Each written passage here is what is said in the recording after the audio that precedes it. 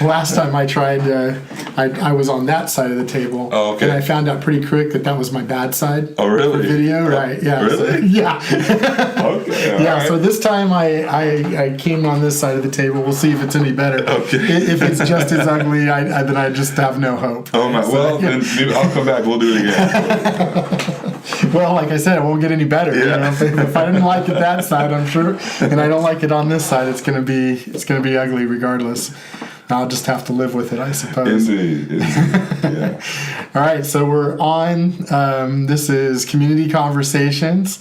It's an opportunity for the community here in Solano County to get to know some of the leaders that we have around the county, and I'm starting the podcast with a number of people who I know from around the area, mostly in Fairfield, to start out. And I thought it would be awesome to get you on this podcast somewhere early. And it turns out you're episode 1, Yeah, John Harris. well, that's cool. And I mentioned on our last episode that it was...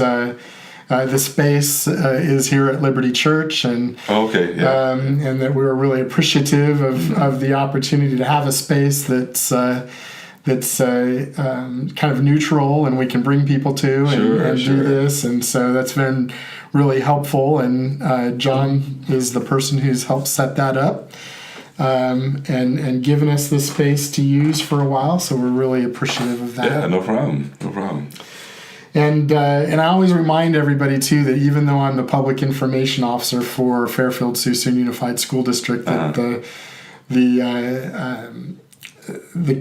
things that I say are not necessarily the opinions of the school district. They are my own opinions. I do this outside of work hours, so that I have the opportunity to talk about things that maybe I might not otherwise be able to talk about in my official capacity. So if you want to make that disclaimer too, that's up to you for your organization. But I'm good. All right. Yeah. Awesome. Yeah. Awesome. Well, John, I really appreciate you coming, and hopefully this will be just an opportunity to kind of talk about what's going on right now, what kinds of things that you're doing, what you're working on, and I have a number of questions for you. Sure. To get a sense of those things. And first off, I'm kind of curious, how long have you been here at Liberty Church as a staff? Came on staff January 2011. Oh, really? Yeah. So I started with the school district in January 2011. Yeah, so it's been almost 8 years. So, yep. So I started kind of part-time because I had started my terminal leave as a chaplain in the military. Okay. So I was coming out of the Air Force, and so I was on terminal leave. So I was here part-time from January to March, and then March full-time, Okay. Yeah. And how does that work, being a chaplain in the military? Is that a full-time gig for you? So you didn't have another job or anything? That was your full active duty is full-time. Yeah, okay. Yeah, so from June of 2002 to March 2011, active duty. Okay. Yeah. Oh, wow. All right. Yeah. And were you stationed at Travis Air Force Base most recently? Were you there the entire time? No. I went to seminary in Memphis, and then I was a hospital chaplain, intern at a hospital in Memphis. And then I went on active duty in 2002 to Hill Air Force Base in Utah. Okay. Yeah, so I was at Hill Air Force Base for 3 years, and then I went to Korea, Osan Air Base for a year, and then I came to Travis. And so I was here at Travis for about almost 6 years. Okay. Yeah, almost 6 years. That's a good long time. Yeah, it is. At one base. Yeah. Okay. So I was in the Air Force right out of high school. Okay. And I joined in 1990. Really? Yeah. Really? What'd you do? Computer systems operations. Okay. So, of course. That's where I got my start in my career. Okay, nice. Really was working with computers and technology, and I was stationed for 2 years at Torrejon Air Base in Spain, right outside of Madrid. Okay. And that was a really good assignment. Yes, I bet it was. Yeah, it was really good. Although it was during the Gulf War, so there was a couple of months there that were pretty scary. Yeah. But and then I spent the last 2 years at March Air Force Base down in the LA area by Riverside. Okay. Yeah. Wow. So that's interesting. Yeah. Did you tell me that before? I don't know. I don't know think that I've ever told you that. I don't think so. Okay. Yeah, and I came through Travis Air Force Base one time. I'm originally from Bakersfield, about 4.5 hour drive south. Yeah. And I came through Travis Air Force Base coming home for Christmas on leave once. And I took hops all the way from military plane all the way from Spain to Dover on the East Coast. Had a little layover there, and then got on another one that took me to Travis Air Force Base. And that was as close as I could get to Bakersfield, which, it's about a 4.5 hour drive.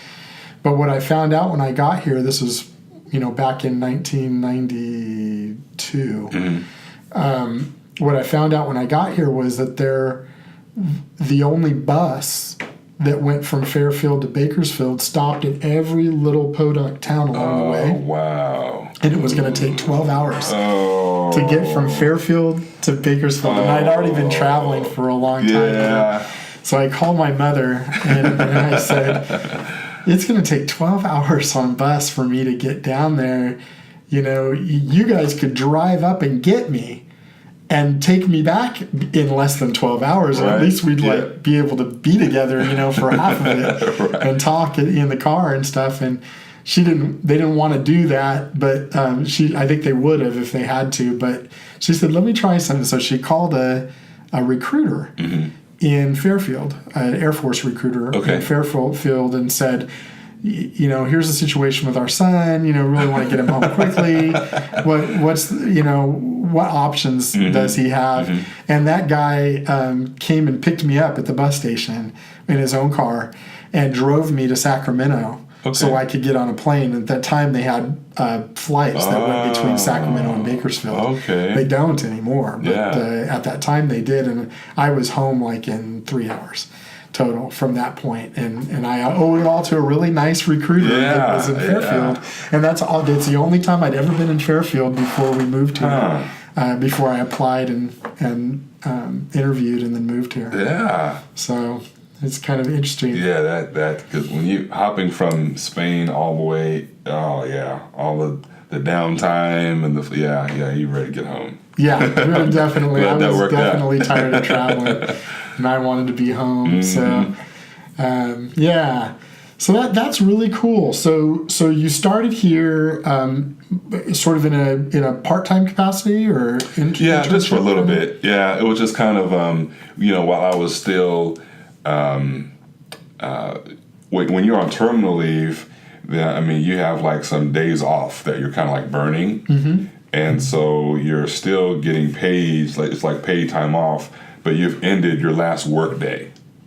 So there's time that I think I had 60 days that I was just hanging out. Right. Yeah. So I started, started getting oriented to being here and, knowing I was going to be full time when March came. So I was kind of hanging out, either getting involved in ministry and things like that. But, just a couple months and kind of getting, a couple checks at the same time. So that was cool. Yeah, that was good. I think when I got out of the Air Force, I woke up one morning and I was about a week or two out of being separated. And I realized I have to get a job. I literally no forethought there at all. So that was pretty bad. Yeah. So did you you have a particular role as a pastor? I know there's multiple pastors here at Liberty. What is your role right now? I would say I wear about 3 hats. So one is executive pastor. So we have 2 executive pastors. So as executive pastors, I used to oversee the entire staff So our senior pastor, Pastor Richard and Joan, they steer the ship, and then I just kind of make sure that operations or things are happening, like, anything that the staff needs to do what they need to do, and things to help move the whole organization forward and align up to the vision and stuff like that. So we're getting to a place now of growth where I was like, okay, as executive pastor, what I need to do is we need to shift from the senior pastor, executive pastor, and then the whole staff to having an executive team. Mm-hmm. So taking my role as executive pastor and then dividing it up and creating another executive pastor to oversee a whole large chunk of the ministry here. So executive pastor has been one of my hats for a few years, as well as teaching pastor. So we used to have a Wednesday night service every week, and so I was a teaching pastor at that. And then with our senior pastor has a passion and involvement with a lot of global endeavors. So churches that are in Liberia, China, Philippines, even some stuff in Romania, and we send teams to those different areas. But when he goes, he's gone maybe a couple of Sundays, then I teach also on Sundays. So like this past, he just got back from a trip to the Philippines and Liberia, so I was sharing the word on Sundays. But recently in September, we ended our Wednesday service to start a Saturday service. Okay. Yeah, so I don't teach every week anymore in the Wednesday, so now we kind of have a different rotation for the weekend services. So now there's a Saturday at 6, and then Sunday morning there's 3 English ones, 8, 9:30, 11:30, and then a Spanish one that we started around June of this year at 2 o'clock. Yeah, so there's that hat. And then there's the local outreach piece. Okay. Yeah. So executive pastor, which that's the one I'm pastor, familiar with. Yeah, most, local right? outreach. Yeah. So when you see me as local outreach pastor, I'm out doing different things. Yeah, there's other stuff that happening internally. So a few years ago, so local outreach has been a part of Liberty's DNA, I think, since the very beginning. Mm-hmm. It's like 27 years old now that has been here. That started here in Fairfield with Pastor Richard and Joan, and so there's always been this outward focus to be involved in the community, to just love on people, to share the love of God, to let people know that they're valuable, that they're loved, that there's hope, for these dire situations that some of them are in. And so when I came on staff a few years ago, there were a few things that were happening, but many of us as pastors were focused on other things. And so there wasn't a direct focus on driving outreach, although we had several outreach ministries that had, Mission Solano, and we still do stuff at Convalescent Homes. There's 3 of them that we do ministry at in Vacaville and Fairfield, prison ministry and things like that, but we weren't involved in the schools. Mm-hmm. And so getting involved in the schools about 4 years ago now, that was a new endeavor for us. And, in times past, I think there were some attempts made to try to do some stuff, but there wasn't an opportunity at those times that there is now. Hmm. And so we've just been fortunate to kind of start off with that, and things have been rolling, Yeah, definitely. Yeah. They have. I mean, when you say that back then there wasn't quite as much of an opportunity, mm-hmm. What does that look like? Was that because schools weren't as open to that opportunity, or was it partly because of the church's readiness to do that? Or no, there at that time, and I don't even remember the name, but we didn't really try multiple schools. Mm-hmm. We just tried one, and just said, hey, we'd like to set up an appointment to connect with you about school. All right, well, we'll talk at some point, and it just kind of, it just never really materialized. And so I thought, okay, well, maybe not, maybe later, maybe now's not a good time. So, so coming back around here a few years ago, it was just a different ballgame.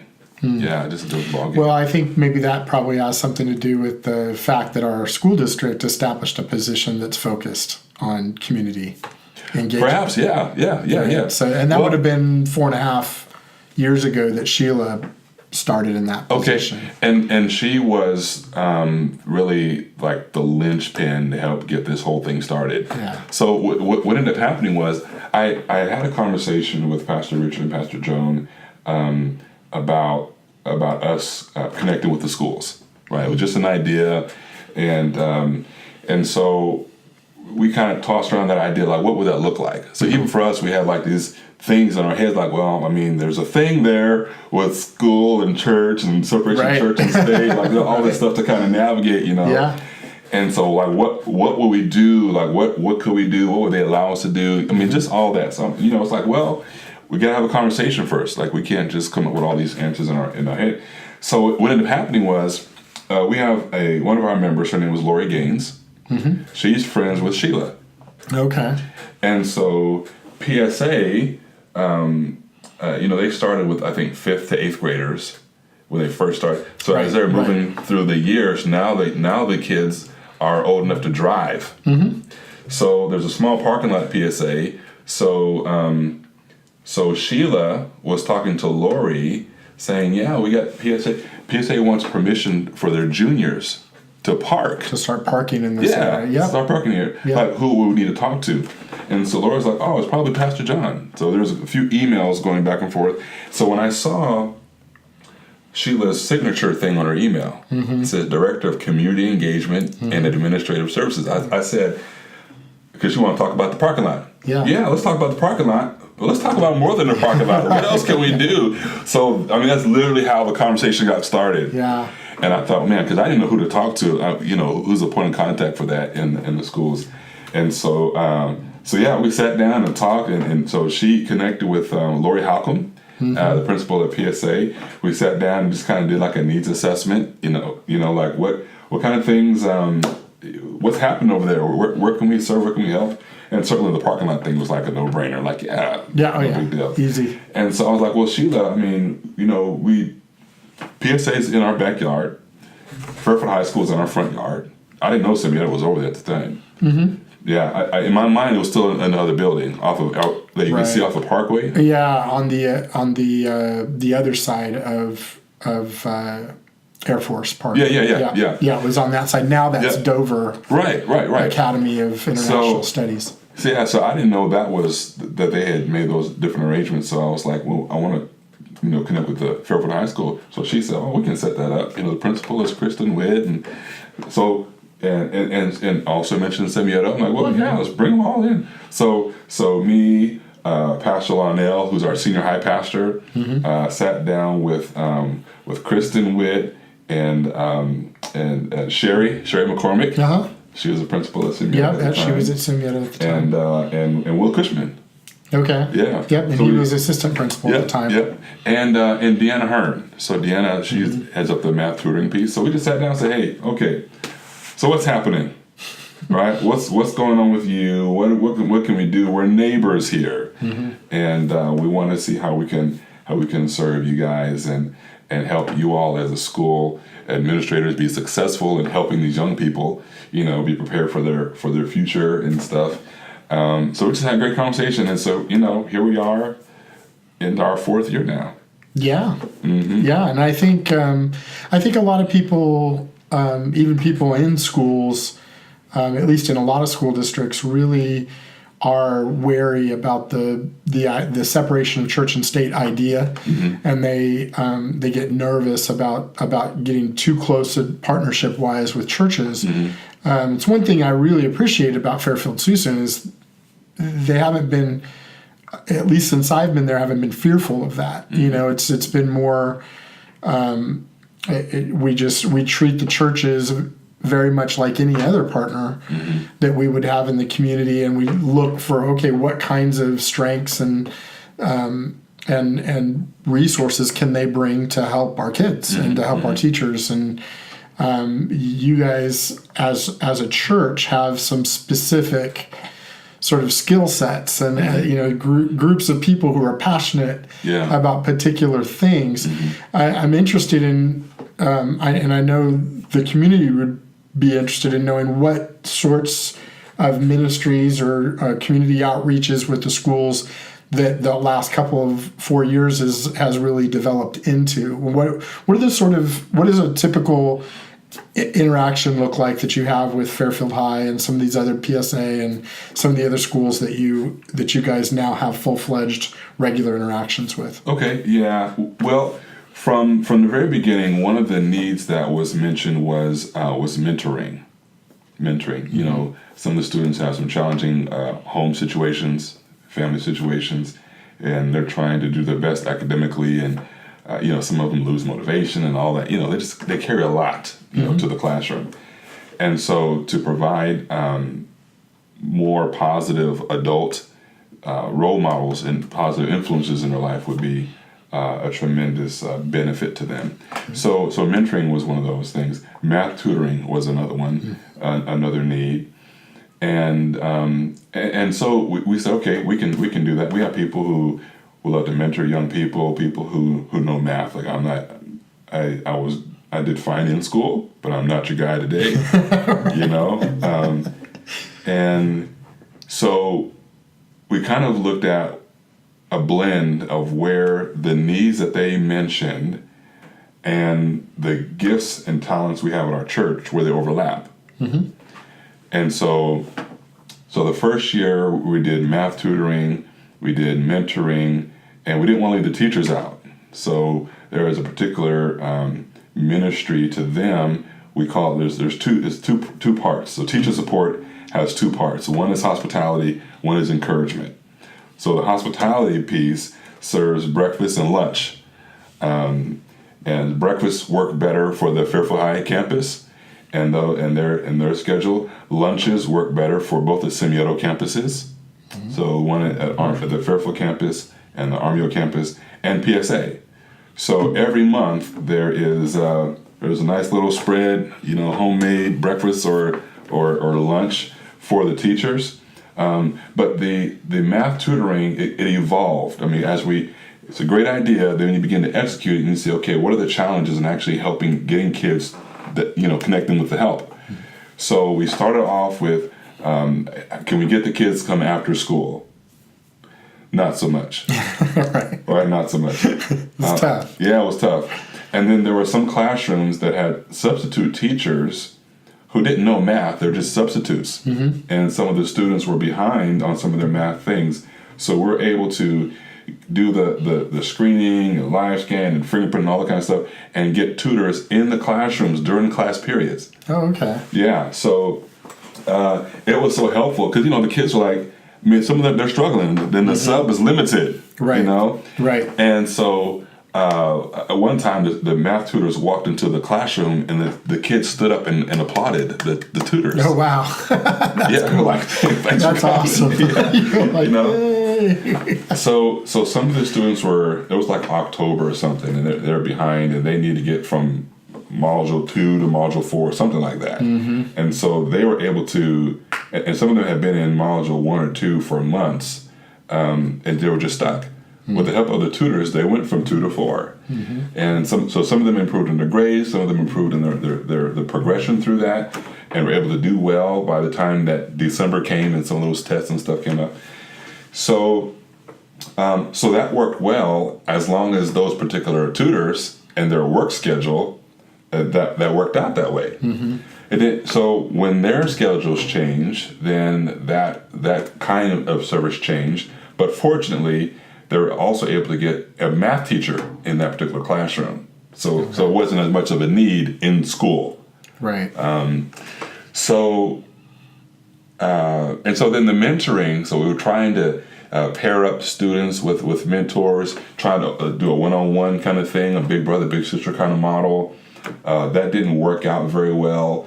So we had trouble matching people and stuff like that. So long story short, that idea has evolved into what we have now as on-site mentors. So similar to the math tutor format, like on campus. So now we have mentors who go on campus at Fairfield High School. They've got an office there next to some of the other staff members. They can talk to kids and and if kids are having trouble with whatever, now there's a person that they can talk to, instead of them acting out in class, and now the teacher really can't offer that kind of one-on-one. What's going on with you today? Can't do that. Well, now you can, because now there's a mentor who's gone through like our own security checks, as well as the school district live scan and stuff, to make sure that we got some legit people in there, but who can mentor them and talk with them, and so there's some great stories that have come out of those mentoring relationships. Some of the kids that were getting in fights quite a bit, had stopped fighting, and some kids who were part of some big fights or end up being friends because our mentor helped kind of arbitrate some stuff. And so mentorship has been good. The math tutoring has evolved, like I said, and so we're trying a different approach this semester, where Deanna is now directly working with the teachers on something called brain-based learning. So she owns her own Miracle Math Coaching downtown, her own business. So that's Deanna Hearn. Deanna Hearn, right? yeah. So give her a little plug. Yeah, exactly. Because she's awesome. She's super involved in community work, and she's on our superintendent's council of parent leaders. Okay. So we get to see her at least once a month at the district office meeting with the superintendent. Okay. She's great. And she's got that I don't know, the tutoring organization where she's doing that. Yeah, so she's working she's working directly with teachers. Yeah, she does collaboratives with teachers. She had done some things with the retreat coming prior to the school year starting. So now she's doing collaboratives with teachers and even some one-on-ones and stuff, and so just coming like from a different angle, and bringing some of the techniques that some of it that she's developed. I mean, like it's like patented stuff. Yeah, I'm like, what? You like that? Okay. Yeah. She's really good. Yeah, she's good. So, and I want to kind of just interject a couple of things here. Number one is people might be wondering what's up with having a temporary teacher or substitute teacher for so long. Like you mentioned October, right? But this is a real problem. This is something that we've dealt with in a lot of school districts, pretty much all the school districts in the area are dealing with. When a teacher goes out on extended leave, maybe they've got a health problem or surgery, or even if they decide to retire, and it was unexpected, so they didn't tell anybody they were going to retire the year before, but they get into the summer, we expect they're going to come back, and then during the summer they decide I'm going to retire, which sometimes happens, or people. Or teachers leave and they go. We have a lot of teachers who travel, who commute to come work here. We don't live in this area, and great teachers. And they, because there is a teacher shortage, sometimes the last few years, especially, teachers have not had a problem finding jobs close to where they live, and then we lose them. Right? And so. A lot of times those things come up sort of last second or right at the end of the summer or even as the school year has already started. And it is difficult to find highly qualified teachers in July, August, September as the school year started, because they're pretty much all spoken for at that point. They've already got their contracts. They've started school somewhere. And so that is a really difficult time when we lose a teacher, lose a group of teachers, to try to find somebody to replace them. And so it's not that uncommon when that happens for us to have a substitute teacher for months. I had one time where my oldest daughter, McKenna, was in 8th grade at B. Gale Wilson. And that year she had 2 out of her 6 teachers where she had a substitute about a third, all the way to a third through the year. Wow. Before they were able to get somebody in there permanently. So, and it's nobody's fault, right? I mean, it's just these things happen. And when they do, because there is such a teacher shortage and finding highly qualified teachers is difficult right now because of that, there does tend to be a prolonged period where we don't have a teacher in a classroom, and it really is a problem. Yeah. It's a problem for students, for keeping up with where they ought to be. And so those mentors are really filling a major need there, or the tutors who are coming into class, especially with math, which is famous for you get behind and you're in big trouble, right? Snowballs, trying to get caught up is very difficult unless you have some real help. And so that's where those tutors really fit an important need. And then the mentor thing, although it's challenging to get scheduling and all that going, is such a big deal as well. The more adults, well-rounded, helpful, kind, loving adults that kids can have good relationships with, the better chance that those students have to be successful and to do well in school. The more connections that they have with school, when somebody at school cares for them, right? And our teachers care. Obviously, they wouldn't do what they do if they didn't really care about kids. But but you mentioned some of them have 30, 40 kids in a class, depending on what class that they're dealing with at the high school level. And so they can't always spend a lot of time individually with students. They try, but they can't. And so the more people that we can have to be there to really address the relationship issues and the background concerns, where these kids sometimes don't have somebody to talk to, where they can get some of those emotional needs met, so that then they can get back to work, and do the learning that they need to do as well. So those are two really big deals. I mean, that's something for all of our schools that we need more of, and we're constantly trying to find ways for students to be mentored and have personal relationships with adults that are really helping steer them in good directions. And so I just wanted to kind of interject that and make sure people knew, it's that we never want, a substitute teacher hanging out for months in class, but sometimes just the mechanics of how it all works makes it so that happens. Yeah, and I can't remember what in this particular classroom. And so I was just really grateful that we were able to kind of step in and help with that, and come alongside the administration to help the young folks be successful. Because it's just, you guys some things it's just limited, it's just limited, and like you're saying, it's kind of out of your control. And so it's like, well, what can we do as community neighbors to come alongside and help fill in some gaps in any way that we can? And so it was great to just see people's young people's grades go from D's to B's, and one of the principals said that there was one student that they thought was just not going to graduate.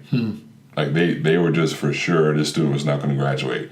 The mentors began to come in, made some serious connections with this young man, and he graduated early. Like not only graduated, but he graduated early.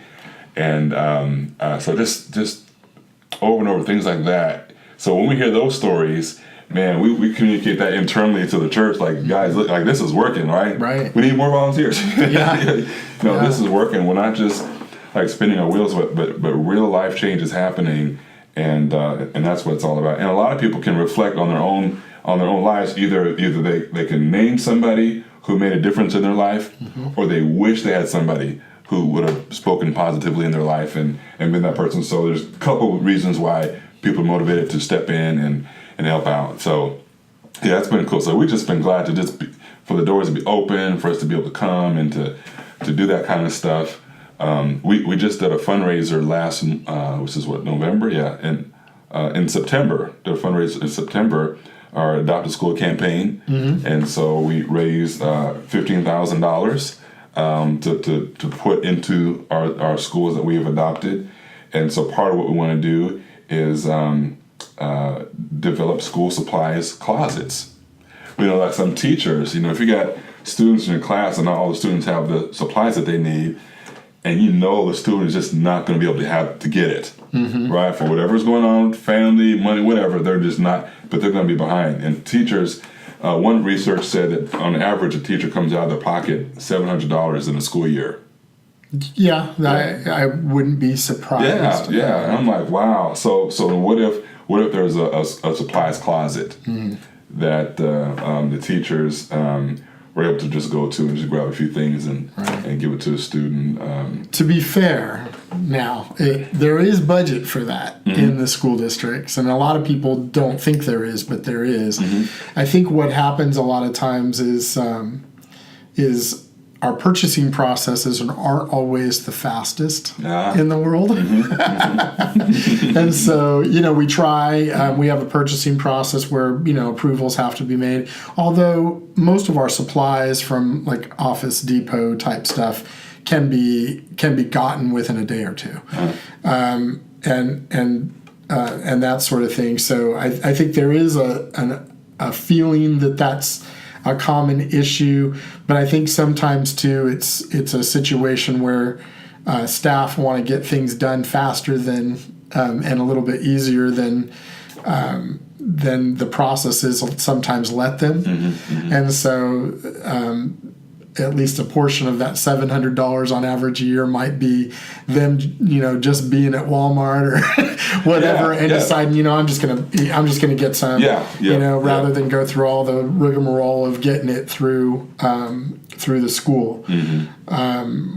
So that's my defense of the schools. No, I wouldn't say anything about the schools. But there is a sense out there,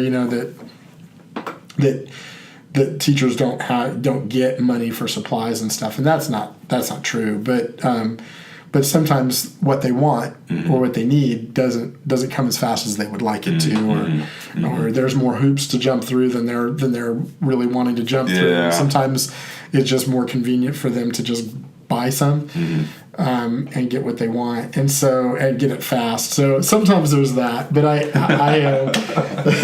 well, we're not trying to be in competition with right? No, not at all. And it's funny, one of the things that we talk about a lot is the role of community partners and in schools and what we want our partnerships to look like. I think in the past, and reasonably, I think a lot of school districts have gotten the there's the idea a lot of times the communities have that school districts, every time they're looking for partnerships, it's just a code word for we want more money, right? And so there's always like, hey, do you want to partner with us? Little money. Yeah. And Sheila McCabe, who was my predecessor in the position, we mentioned her before. That was a real big pet peeve of hers, and so she really made it one of her goals in the position, and I continue that on, to really look for ways to make sure our partnerships aren't that, and that our asks of our partners are not primarily that. That they are more along the lines of what can we do for you and what can you do for us? What skills do you have, or time or other resources that you have that you can bring to bear to help kids?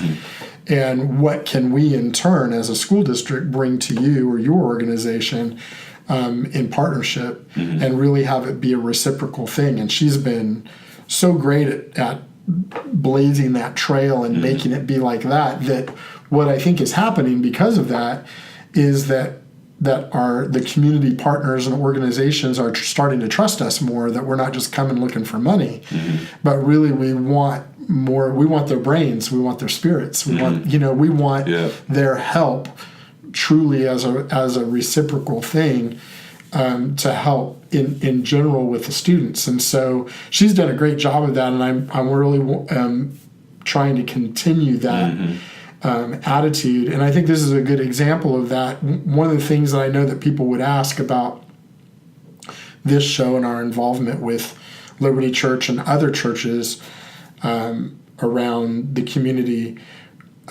would be, why bring a pastor into community conversations, into a podcast that's based on the idea of getting to know your community leaders, if I'm not somebody who believes what you believe? Yeah.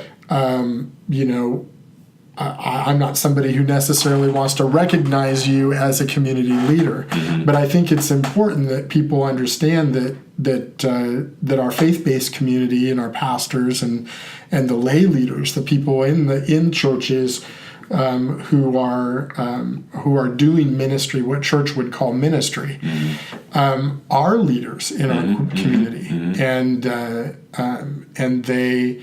The faith-based part of our community is an important glue, I think, that keeps our community viable. Whether or not you believe what any particular church is preaching and teaching, I think it's important that our community recognize, and like our schools have, recognize the contribution that churches make to the sort of cohesiveness of the community at large. And so that's why I wanted to make sure you were on, so that people could kind of hear what at least your church is doing that isn't necessarily primarily about proselytizing your point of view in our schools, right, but it's really about using the skills and the passions that the people that are in your church have to just help. Yeah. Right. And so along that line, we had a conversation a couple of months ago. It was after a meeting of pastors, and David Isom was there organizing that meeting, and the superintendent was there for the school district, and the chief of police and the city manager were there, and we had this conversation afterwards that I thought was really interesting, and I kind of wanted to pull back the curtain and let the community get a sense of what your point of view is on these kinds of things. One of the things that I asked you about was about, in a sense, sort of packaging up programs, right? That you do that we have found helpful as a school district, and sort of training other churches or showing other churches what you've done. And I think I asked the question from the sense more of a how do you cookie cutter this thing, right? Like how do you take this and sort of boil it down to here's what you do to do the same kind of community outreach and community ministry and community help. And you had sort of a different spin on it when I asked you about that, thinking one thing. You came back more with, if I recall, it was more along the lines of, rather than saying this was a program that we created because we thought it was a good idea, that there was a lot more involved from the standpoint of seeking out the passions and the skills that your people had first. And that's going to be different for every church organization, for any organization. So it would be kind of impossible to say, all right, so we have this lunch ministry that we do for teachers at Fairfield High School, or breakfast ministry or whatever. Here's the nuts and bolts of how you do it. Every other church should now do that with a different school. Right. And so you had a different point of view on how that comes together that I thought was really interesting. Can you kind of share what that was? Sure. But before I do that, let me chime in on what you said earlier about what faith communities can bring and some of the apprehensions that some people have with this whole faith community thing. When people have a concern about whatever the faith community is doing, oftentimes it comes from a negative experience that they've either seen from TV, crazy people with religious motives or whatever, or even a personal experience that was bad. But I think when the faith community is genuine to what its faith really is, I mean, there are people who can misrepresent anything.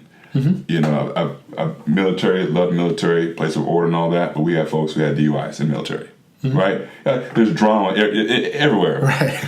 But because, you know, people are people, whether they're in their or church or faith community, whatever, and there's a whole lot of reasons for that. I mean, some are more mature than others, but some can have negative experiences. And so a big part of what we're doing, and other churches as well, is letting the community know that done well and representing well the faith community is clearly an asset to the community at large. That there's a lot we can bring, and even if we differ on what we believe about God or nature or whatever, there are a lot of things that we can agree on that we can work together on. So regardless if a person is Christian or Jewish or Muslim, I think we'd all agree we want kids to graduate from high school. I think we'd all agree we want crime to be lowered. I think we'd all agree we want kids to make positive choices.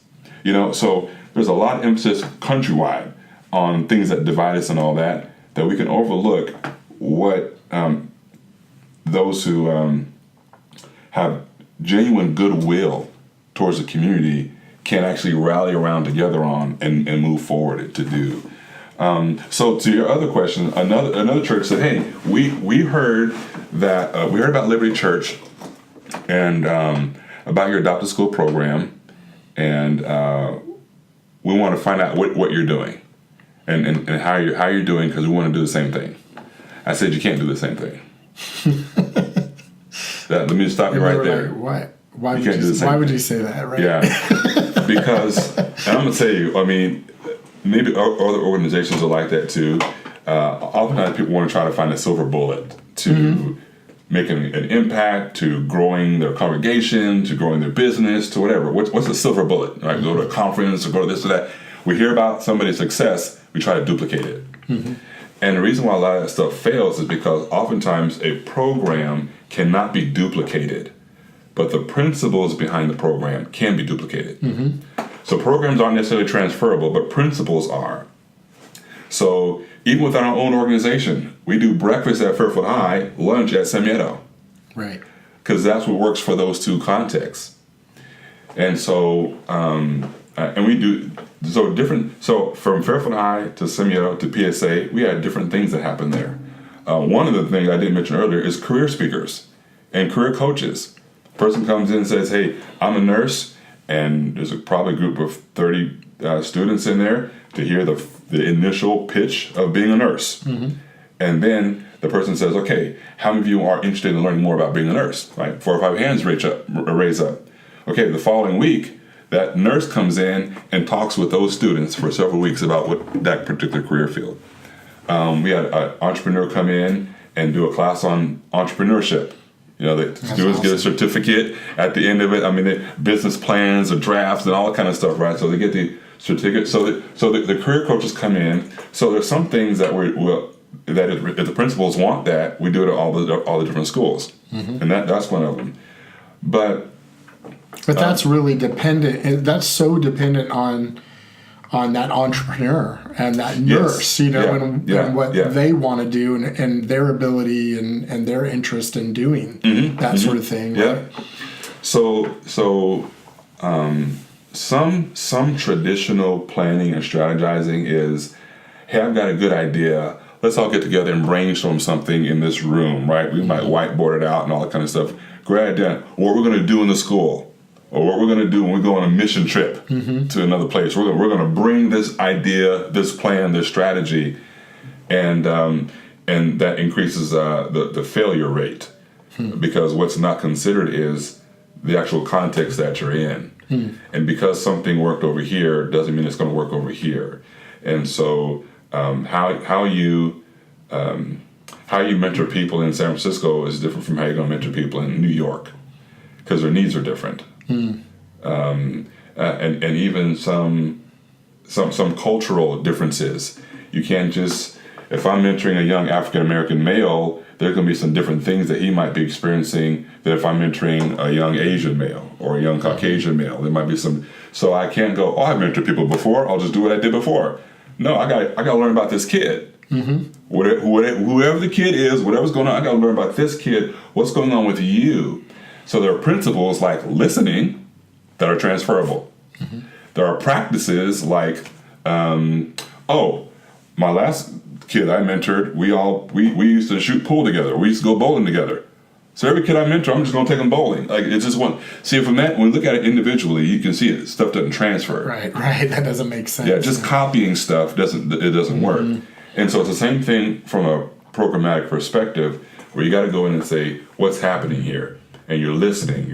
What's going on? What's the principal saying? What are teachers saying that's going on with the students, and what are their needs? Then you come back and you say, okay, guys, this is what's happening over there. This is what's happening. These are the needs that's happening over there. All right, what can we do? Oh, I want to talk about this. Can we do this? Can we do this? All right, so now let's match the need with the passions of the people. And so if you do that, then the passion that's already there in the people that you didn't put there, you didn't have to. It's part of who they are. When you match that passionate person with a particular need, that's where your longevity is. Right, okay.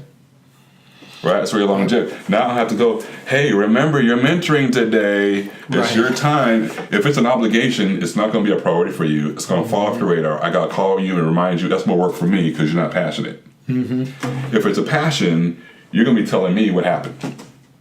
Right? Yep. Like, case in point, we got one lady, her name is Patricia. She absolutely loves mentoring the kids. She comes from a finance background, so she talks to them about accounting and about budgets and finance, and they do little mock, little scenarios. Your rent is this much, you're making this much, what are you going to do with this and that? I mean, she loves it. I didn't know she was even at the school that particular week. She sends me a picture. Hey, this is what's happening. All these kids are in my class, blah, blah, blah. Right? Because when you're passionate, you're going to update me on your successes. Right. I'm not going to call you to remind you it's time to show up. Yep. Yeah. Right? So yeah, that's interesting. So if I create this big thing that's my thing, now I got to try to find people to man the thing. Right? Oh, yeah, you're going to have problems. Yeah, you'll have problems. And you might say yes because you like Pastor John. Right. But you're going to do it out of duty, out of obligation, and now I got to spin my wheels to make sure that I keep you excited. That's too much work. That makes sense, and I think that's how a lot of things work. I think under the hood, and a lot of times we don't expose that and really kind of study it and go, this is how things work, right? And all of these things have to come together. Context. You mentioned context, passion. You have to listen to be able to find out what is the context. You have to be engaged with people to find out what are their passions. You have to expose the needs so that the people who have the passions that match those needs are like, oh, I'm here, I'm ready, I want to do that. And so what it sounds like you're saying is that the Adopt a School program for a different church is likely going to look very, very different, at least a successful one. It's going to look very different from church to church and from school to school, because if they're doing that, if they're listening, looking for the context, finding out what the needs are at the school, and then matching those up with the real passions and the interests of their people, then they're going to come up with their own sort of ministry spin that's really helpful and useful. Right. And that's going to be likely to be more successful. And it's interesting to me because that hits more universal sort of concepts, right? And one of those things that we struggle with a lot in schools is this school model that's been really around for over 100 years, right? And that we try to bust out of. We're trying to bust out of, but so much of our management of school as adults and the way that we know school is so ingrained. It's very difficult to change, and yet we know these universal concepts are the same. There's this idea that I have that I've been kind of working on and trying to get data to sort of support or refute this idea that I have that somewhere in the neighborhood of maybe 20 to 40% of our students are passionate about and interested in academics for academic sake, right? And those are your kids that typically do really well in school. Yeah. Right, you'll have probably a section of them that are really passionate about academics. And then you have a section who do well in school because they figured out that there's a connection between a strong enough connection between doing well in school and getting to where they are passionate about or what something they are interested in. And so they've been able to make that connection strong enough so they do well in school. Other than that, you've got this other maybe 60 to maybe 80% of kids who aren't really all that interested or passionate about academics. Right. Right? And they're interested and passionate about lots of different things. Right? But they're not interested or passionate about academics, which is okay. That's the other thing in school. Our school structure has said that's not okay somehow. Like it's like somehow that if you're not passionate or you don't do well in academics, that you're going to be some colossal failure in life. Right. We see that disproved all the time. Right, sure. Right? People who do really badly in school and then do incredibly well in whatever it is, whatever skills that they garner or passions that they have or interests they have that they didn't really get to exercise in school, but they do when they get out of school. Yeah. And then they do well in that area, whether it be art or dance or business or entrepreneurship, which we don't see enough of in school. Those kinds of concepts. Right. And we're I'm always playing with this idea of like maybe that's sort of the missing link of why we struggle with this group of kids that they're just like, how am I going to use this in some way I care about, right? And when we can't make that strong connection for them, they struggle. Yeah. And it's not because they don't have the ability. I mean, they all have the ability to do well.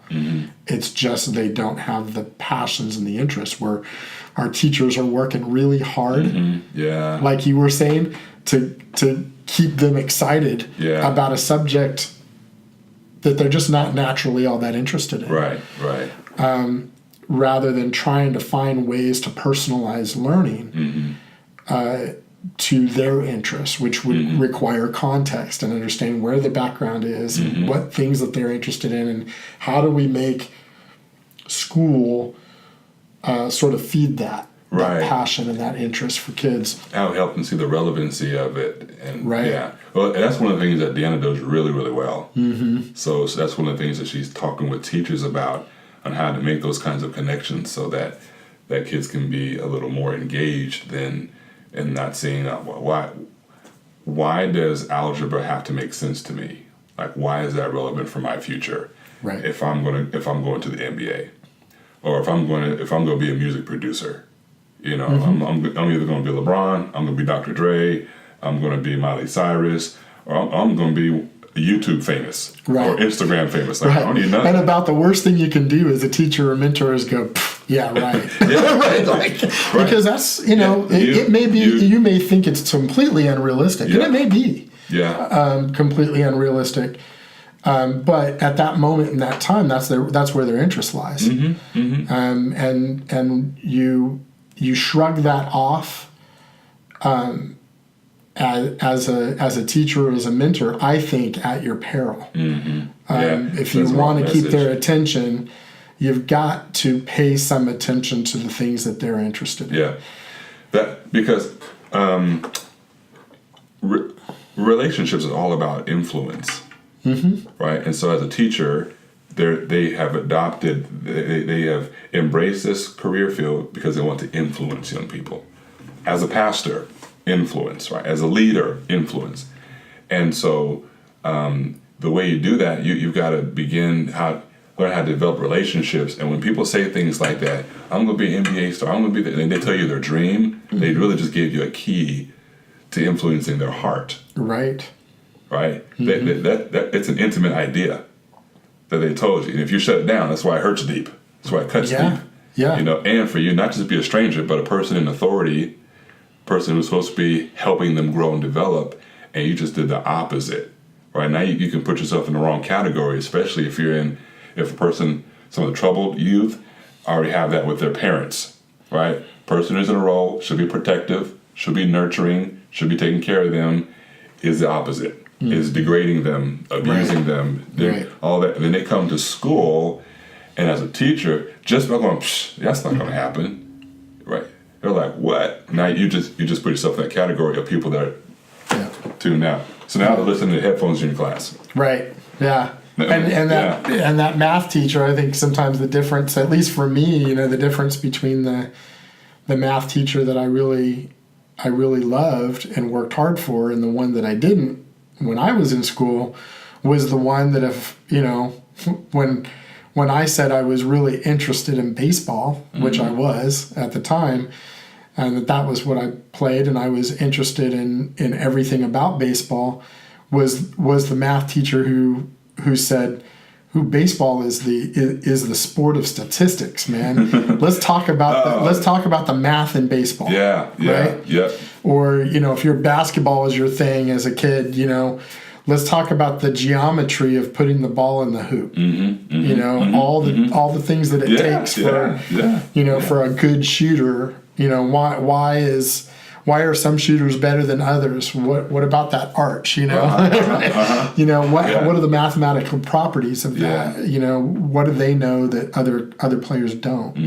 And so I think really, and it's hard. I mean, don't get me wrong. I mean, it is difficult to be a teacher and to try to pay attention to all those things. You can't be an expert in all those things. You just can't, right?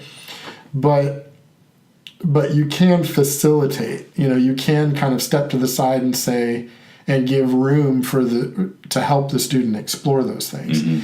And I think that's kind of a major change that's happening in education right now is the movement from teachers being sort of what we would call the sage on the stage, right? The person who has the information. They are the oracle of knowledge, and they stand up in front and give it to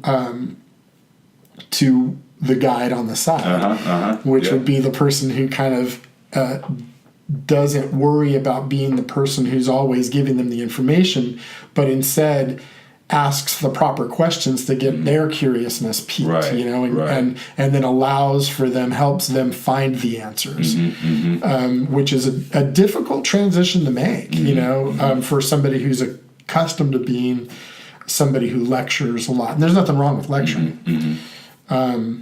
In a sense, preaching is that, but sometimes, but I think it's a similar idea. It's why I think in churches you have a time for preaching, and then you have a time for study, for Bible study, right? Where there's typically interaction, and there's ideas coming from all sides, and the person who's leading a Bible study is really trying to be a facilitator. He's got questions and ideas and some main points they want to kind of get in there, but really it's about the entire group participating. It's no Bible study. Bible study is no good unless everybody's kind of in there, and really engaged and talking about what's really going on with them. So it's different modes, and we have to kind of hit all those things in school. But I just think it's interesting to see the parallels between that thinking about how a church effectively engages with the community, and how we in schools can move to more effectively engage with individual students. There's a lot of interesting parallels there. Yeah, when it comes to volunteerism in the church, there are some ministries that have volunteers that are just always excited every time you see them. I mean, they're just, and then other ministries that always seem to need volunteers. Right? You see already, right? Yeah. So it's like, okay, there are several factors there. One could be leadership. One could be the necessity of the ministry. Maybe one is really just more important and more relevant, than others. Maybe this ministry is like, it was good back in the day, but now it's not really a thing. Or maybe this particular ministry has matched the ministry need with the passion of the people. So these people they're always passionate here. And this one has people who are always, hey, can you serve next week? You're like, I'm about to pick up my kid. Well, but okay, I love Jesus, and it's probably bad to say no, so I'll do it. Right. All right, you got me for a week, okay? And then next week, hey, listen, so-and-so didn't show up. Can you? So serving out of passion is more fulfilling for who you're serving, the person serving, and versus serving out of obligation or a sense of duty. Mm-hmm. So whether it's volunteering, whether it's a job. Yeah, right? Effective leadership looks like that. It does. Anywhere. Right? Jim Collins would say, have the right people on the bus and make sure that they're on the right seats on the bus. Mm-hmm. And so whether you're hiring, whether you're volunteering, you want to really match people's, whatever the purpose of that ministry or function is, there's a need that's being met there with the people who are serving. And so it's, our guy who oversees the hospitality, the food part, he's a chef. That man loves cooking. His name is Justin Finkelstein. He loves to cook, and he's good at it. Right, he's the one that cooked at the awards dinner. Yeah, that was amazing. I know, right? That was great. I've had some of his other cuisine that's been amazing, but I hadn't even experienced that. I mean, the dude he's got it. So for 4 years, every month, he's serving at a school. Him and his team. I mean, they're prepping on Sunday. They prep stuff on Sunday afternoon, for example. They're at the church at 5 o'clock. To make sure everything else is prepped. They go over to the school to set up. They're serving breakfast. Wow. Yeah. Right? And I never had to say, hey, Justin, remember, tomorrow's the day. No, because he's the right person. He's right in his lane. He loves it. He's great at it. He's great with his volunteers. He's great with the teachers. A good rapport with the teacher. I mean, he's just a phenomenal guy. Mm-hmm. And serving that capacity, so 4 years later, he's still the person leading it. Right? Yeah. For the team. And because of the right people and the right vein and all that kind of stuff. And he's probably brought ideas to it and done things with it that you would have never even thought of. He comes up with the menu. He sends it out to the team. Hey, this is what our menu is. And you're like, you go. I'm like, I'll be there for that one. Yeah. Your chowder, you're what? I'm coming for the chowder, man. It's interesting, because I think that concept is so universal. In work, we have an advantage too. I think in schools, what we do and the mission of what we do is almost to the level of church. It's spiritual and very what we do is so important. Mm-hmm. So in some ways I think it's easier. We have an advantage when we get people who work in our schools. And I was the director of technology, so I really practiced this with the 40 employees that we had in that department, where I could sit them down and really, when they first came into the department and ongoing, talk to them about what it is that we do and why it's important. Mm-hmm. And that it's not about the technology, right? It's about the students, and it's about preparing them to be great people, great citizens. Mm-hmm. And that we have an important piece in that, and that that's something worth getting up every morning and coming to work for, and doing your best job. It's about them. It's not about money you make or anything like that. It's really about that mission. And likewise, sort of the reverse of that is I've had times where we've had people who just aren't doing a very good job. And we in schools I kind of find this as almost a blessing in a sense. In government organizations, it's very difficult to fire somebody. It's just not. They literally almost have to break the law big time in order for them to be fired. Mm-hmm. It's very difficult once they become permanent to fire someone. And so that's because that option is sort of taken away in a sense, that this sort of leadership really works a lot better, because I've never had anybody that I've fired as a leader in 14 years of being a director. I've had plenty of people that we've moved on either out of the organization or to another role in the organization, because I've always been able to sit down with them. We had garnered enough trust over building a relationship, and that they trusted me to know that I was really interested in how things are going for them personally, and whether or not they're in the right place to use their skills and their passion, and that they're doing something that they're passionate about. And most often what I'd find is if they're not doing a very good job, it's probably because they're not that interested or passionate in what they're doing. Yeah. Or they're just mismatched skills-wise with that role. Yeah. And so if we have another role that we can put them in that's better for them, we find a way to put them there, and say, hey, look, this is what I'm noticing is you're not doing a great job, and I'm concerned about you. I'm concerned that maybe you're not in a role that really takes advantage of what you have to give, and maybe you're just not happy. Or if you're not happy, if you're not fulfilled doing what you're doing, I want to get you in a situation where you can be, because that's where you want to be. I mean, you don't. If this isn't a place where you can be fulfilled, you need to go somewhere where you can be. Right. Yeah. And we've had people that I think a lot of people would have tried to fire if they had that as an option. But I was able to sort of gracefully move them into another situation and talk them into it, because they were like, I'm not very happy. I'm not fulfilled, and I could do better, and I could be in a better situation. And then as a leader, it was my commitment then to help them get there.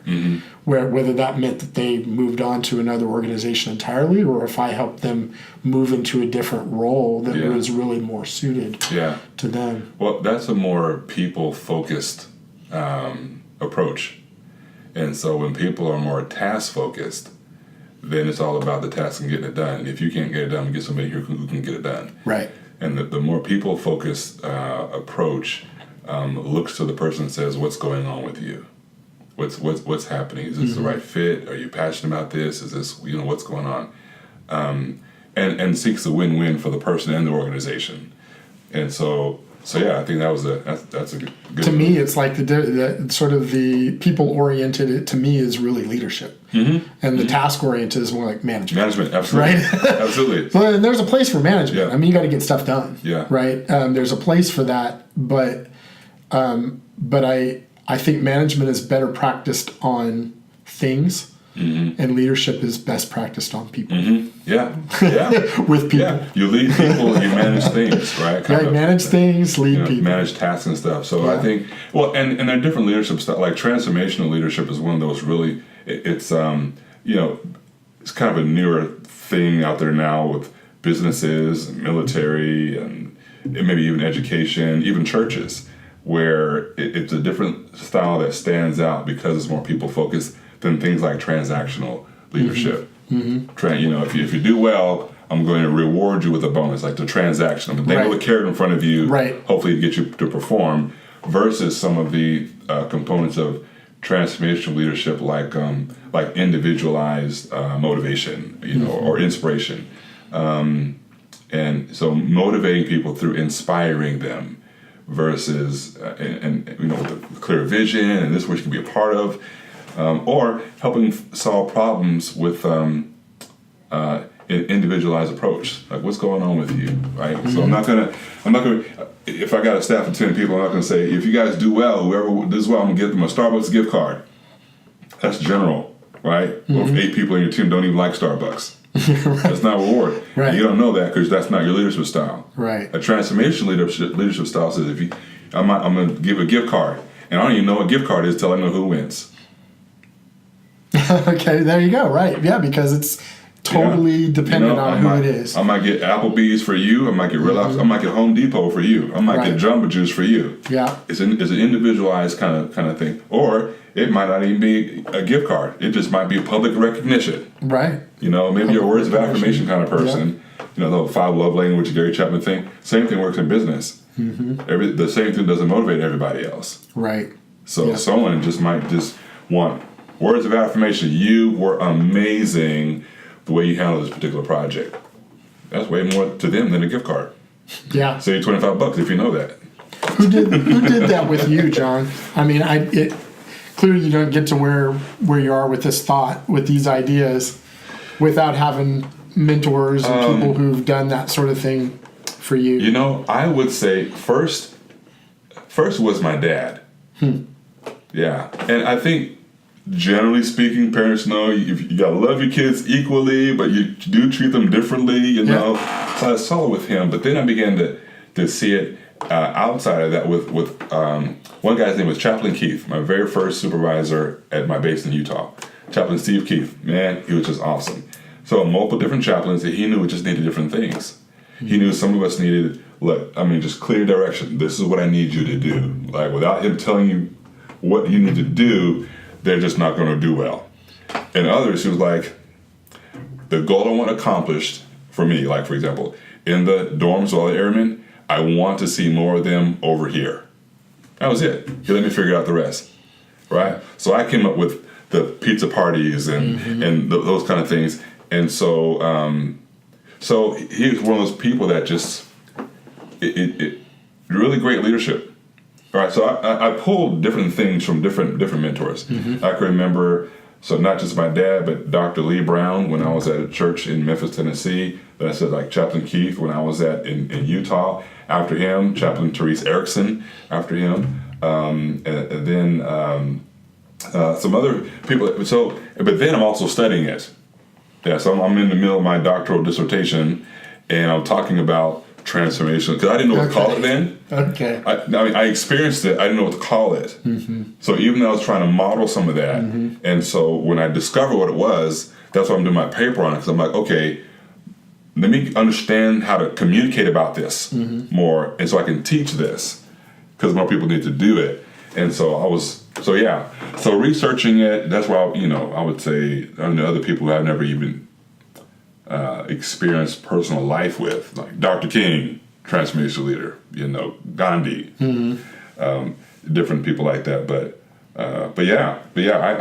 I have had a lot of great mentors, and so that's just a big thing for me. I think people sometimes, I think students too, is they hear that concept of a mentor early on. They have the idea that well, I just got to get me one good mentor, right? But it's not. I think your case is really a good picture of what true growth is over time. Is that you're going to pull different things from different mentors, because different people have different strengths, right? And sometimes those strengths are, well, all the time, they're often different sets of strengths than yours are. Sometimes they're there to sort of round you out a little bit, help you see some things that you couldn't otherwise see by yourself. Yeah. Other times they have similar strengths as you, and they're building up the strengths you already have. But yeah, it takes, when they say it takes a village, right? It really does. And as a person who is really interested in growing, you have to sort of seek out over a period of time different people who can speak those things into your life. And what you just said is key. These mentors, they didn't just fall into my lap. I was looking for them. Looking for them. And when I found them, I latched on to them, and they latched on to me. I mean, we were like this. And I just gleaned from the different seasons of my life. There were different mentors that just poured into me, and they saw something in me that needed to come out. So they challenged me, they encouraged me, all this stuff. And so sometimes people look at some of the successes that have happened in my life and go, "Oh man, you're blessed, you're this, and you're just gifted or talent." I'm like, you have no idea. Yeah. You have no idea. Like, no, I mean, I'm not like all this, perfect or anything, but the success I've had, I mean, I can, if you ask me about something you see that you like about my life, I can probably point to you somewhere I got it from. Yeah. A person who taught me that. And so there's an accumulation of all these different leaders and stuff, and it's just been phenomenal. I mean, it's just, so that's why I have a passion for it. Yeah. So I mentor people myself, and this kind of things, and I'm just like, you go further faster when you have somebody who can help you. Oh, absolutely. Yeah. So that's what I want to see for these students, and to really overcome some of the challenges, that you just need somebody who could come alongside you and show you that there is a reason to hope again. and then what's inside you, it'll come out. But it's been buried by junk. Oh yeah, life junk, but it's there. Yeah, and we see kids like that all the time. That it seems like the adults in their life at school have seen nothing but trouble from these students, and they get the right relationship with the right mentor, or group of mentors, or something connects, and you see all of these beautiful things start coming out of them, right? That you're like, whoa, where did that come from? Right. It's always there. Yeah. Right. But you and I both had the great fortune of having steady, solid dads in our lives, you know, and a lot of kids don't have that. A lot of kids don't have a mom. A lot more kids don't have a dad that's hanging around, that's really providing that base mentorship. Yeah. For them, and I think more often than not, we're talking about boys. It's interesting. I got a data report recently from GPAs from last year for our school district, and we collect GPAs. We do GPAs, grade point averages, for 4th grade through 12th grade. Before 4th grade, it's all standard-based grade reports. So there's no like ABCD, so there's no GPA to calculate until they get into 4th grade. Yeah. But I got this report that kind of gave me a spread of, how many kids last year were 3.5 GPA and above, how many were 3 to 3.5, and then two, broken down in 0.5s from 4th grade to 12th. And then we broke them down by male, female. Because I was interested in the difference. I had some intuition about it, but I had never actually looked at the data. And we pulled that out. And what was really interesting to me was that the GPAs sort of stayed level across the board from 4th through 8th grade. I kind of figured we'd see a downward trend from 4th all the way to 12th, that it would be pretty even. But what we saw was GPAs were pretty steady at a certain point, or at least 3.0 and above. So I was looking at the percentages, and we had like 55% of kids were 3.0 and above from 4th grade to 8th grade. And then in 9th grade, they take this huge hit, and it goes way down, right? And about 20% Wow. down on average. And then in 10th grade, they inch up a bit. In 11th grade, they inch up a bit. In 12th grade, they inch up. So it kind of goes like this, bam. And then it never reaches the 55% level that it was 4th through 8th. But it gets a little better as they sort of figure out high school, I guess. Yeah. But I thought that was interesting. But the thing I thought was really interesting was that when you broke out the boys and the girls were constantly, from 4th grade all the way to 12th, were 15% higher than the boys. So 15% more girls got 3.0 and above than boys in every grade level all the way down. So where the girls in 4th grade through 6th grade were in that 60 to 63% range, the boys were like 45 to 48% 3.0 and above. And then when they hit 9th grade, they both take a dive by about 20%. And the girls go down to about 40 and get 3.0 and above, and the boys go down to 25%.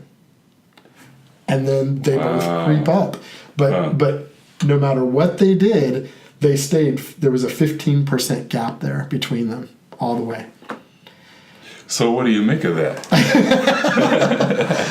Well, I'm not the expert to, but I can, it was just an observation. It was an observation that fits with the intuition that I had. I can't say I know exactly why that is, but I can say what my feeling is. And again, this is my opinion, not the opinion of our school district, right?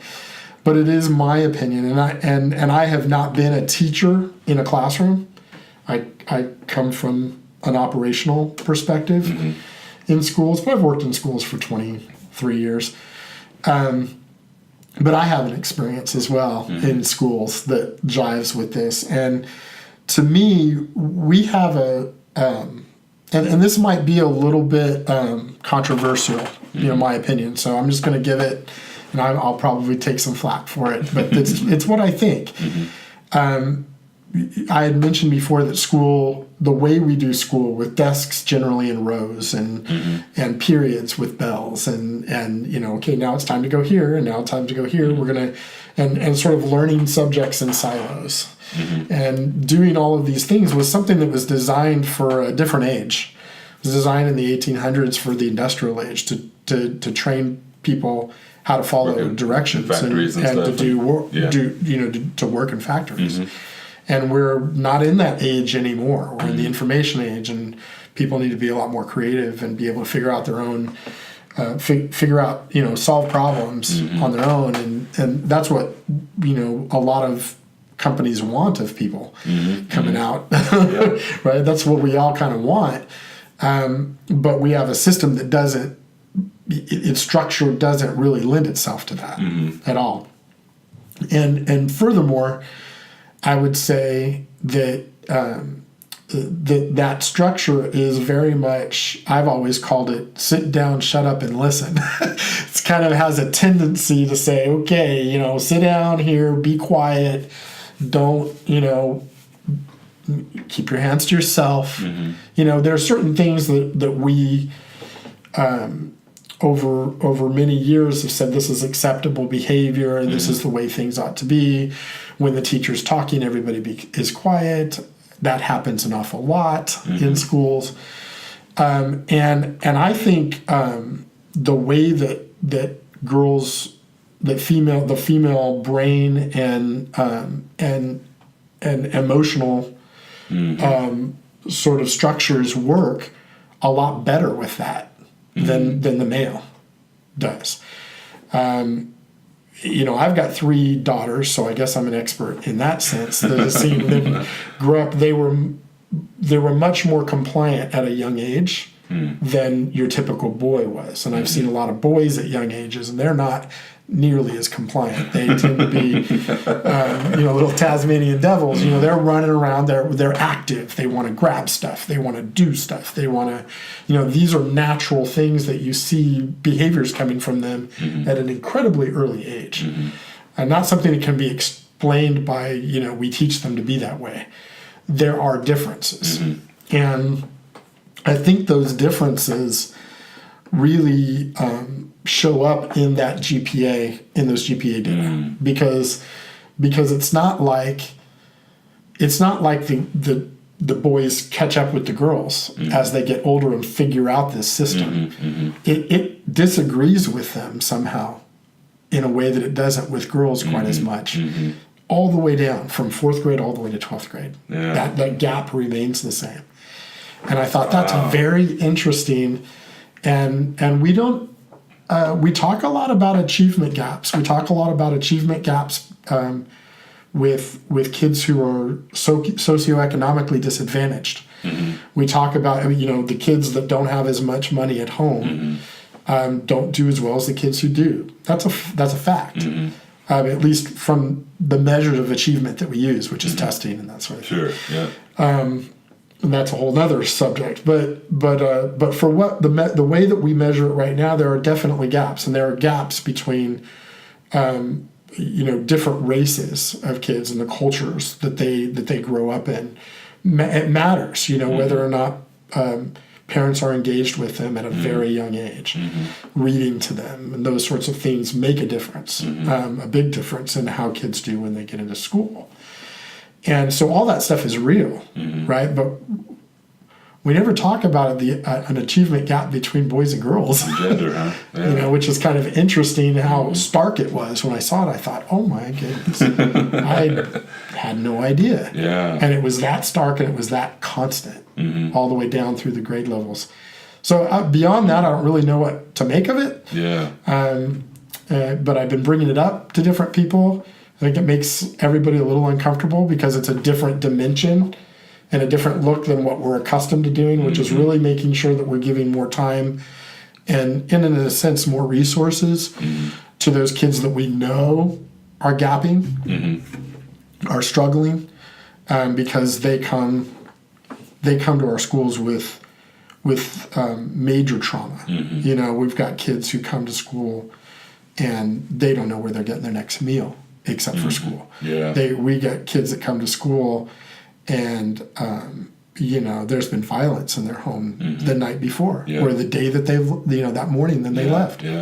And we expect them to get good grades, right? Like they've got bigger things to worry about, many of them, right? And we are very focused on those things, which we should be. So when you bring in something like this, where it's like coming from a completely different trajectory, people don't quite know what to do with it. So it's a new, because it's all boys. It's all boys versus all girls, and there's this gap, and it's like, whoa, interesting. So I don't know, but I have a sense that passion can have something to do with it, if that we can kind of connect to student passions. It just so happens that things that I think that boys are interested in a lot of times are not as easily compatible with the structures that we have at school, as far as connecting it to grades and to work that they have to do, as girls are. In general, there'll always be girls that don't do well. We're all talking about percentages here, and there'll always be boys that rock it, right? That they're straight A students or whatever. It just appears that the percentages are lower for boys than there are for girls. So just an interesting thing, I don't know what to make of it, but whenever we look at stuff like that, it puts another wrinkle in what I would say is a very messy business already, because it's all about people. And people are messy, right? And beautiful, and full of potential. Wow. So I was a substitute teacher at an elementary school for about a year and a half. And so the principal was my pastor's wife. Oh, okay. I mentioned earlier Dr. Brown when I was in Memphis, Tennessee. That's the church I went to. His wife was the principal of elementary school. And so, I went through all the whatever I had to do to get, able to be in the classroom and all that. And I still carry with me today a different appreciation for teachers because of that experience. It's a whole new world. It is. All these kids that you're having to deal with the results of other people's parenting. And that varies. I mean, on the scale, it goes from one end of the spectrum to the other, for sure. There's all these different personalities, the results of parenting, and it's like, what? So that was just elementary. Something from 2nd to 5th grade, but high school is obviously a little different, but mutually different. So I do have a special place in my heart for teachers. If we can help you, let us know how we can help you. Oh man, let's bring in some mentors and tutors. Let's take some of this off your hands and just we'll cook breakfast and lunch just to help make your day brighter. It is helpful. I mean, it is helpful, and it's a difficult job. It's a struggle, and for them, and we try to be as understanding as we can about it. One of the things that we've been talking about a lot recently is attendance, not only of our students but attendance of our staff, and when you look into the data and you find out that people are just not there as much as you think they are. There's an opportunity at that point, right? Going back to that leadership concept we talked about before, you can manage, right? And you can say, you need to be here more, and we're going to make sure that you are, and whatever it takes, and what's your reason? I need doctor's notes, and that sort of thing. Or there's an opportunity to lead. And the leadership looks more like, I noticed you've been gone, for 3 Fridays in a row. Is everything okay? I mean, is there something that I can do for you?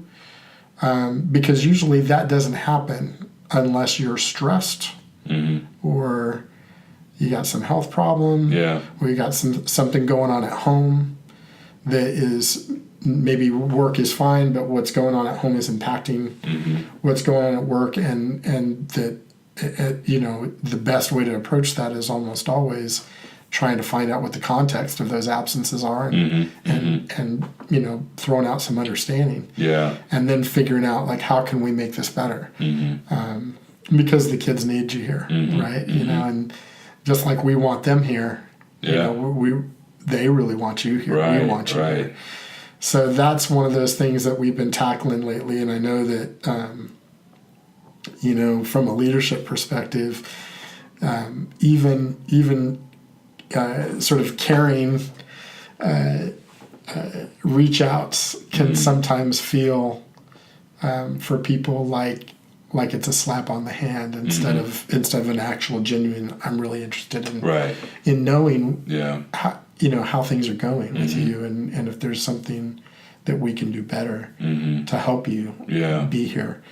More really interesting situations that we have, and difficult situations. I think a lot about that, and I know our other leaders in our organization really think a lot about what we can do to make our atmosphere better, so that people can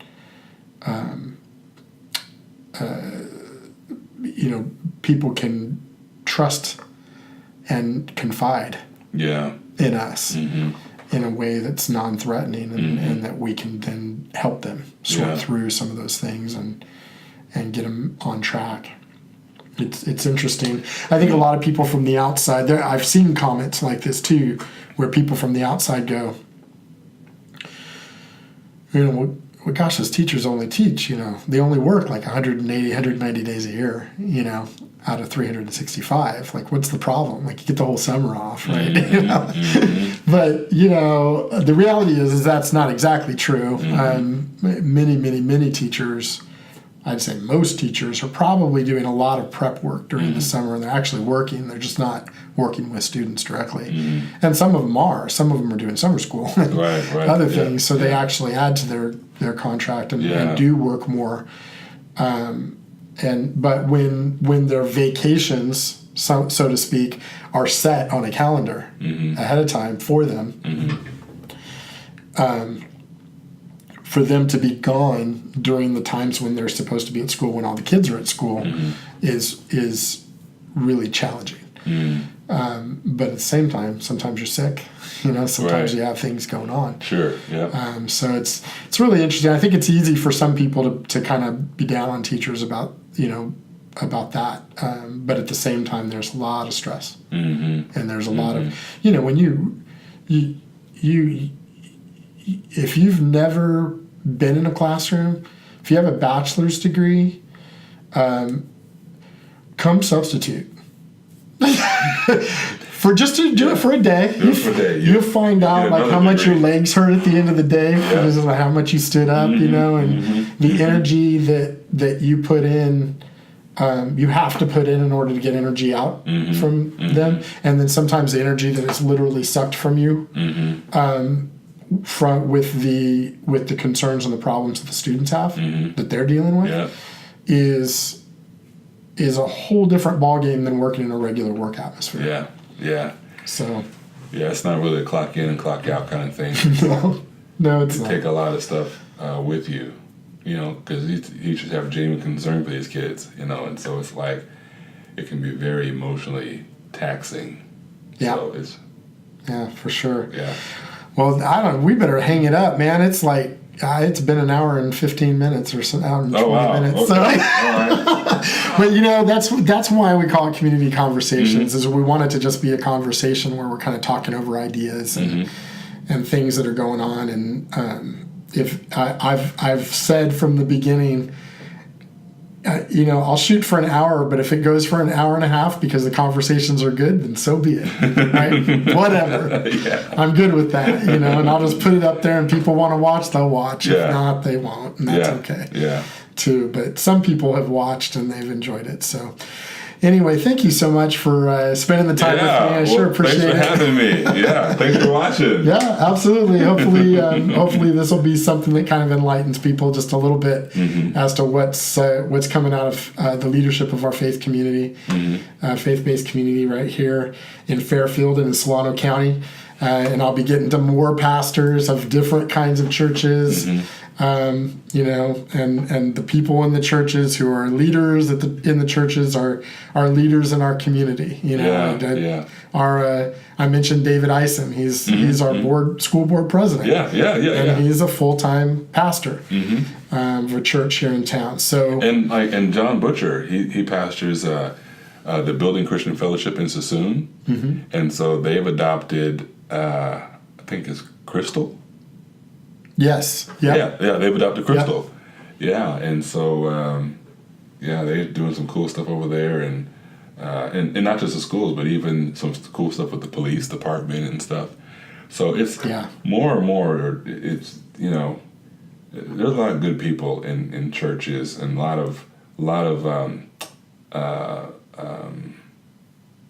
of intellectual capital, relational capital that's there, just connections. It's a great resource. So people who genuinely love God for real are going to be a blessing to their community, no matter what community they're in. Awesome. Yeah. So, I agree. Yeah. And you have been a huge blessing to us, so I appreciate you. I appreciate it, man. Thank you. Thanks for letting us use this space, too. Oh, absolutely. Really appreciate it. Yeah. Thanks. Yep. Till next time. Till next time.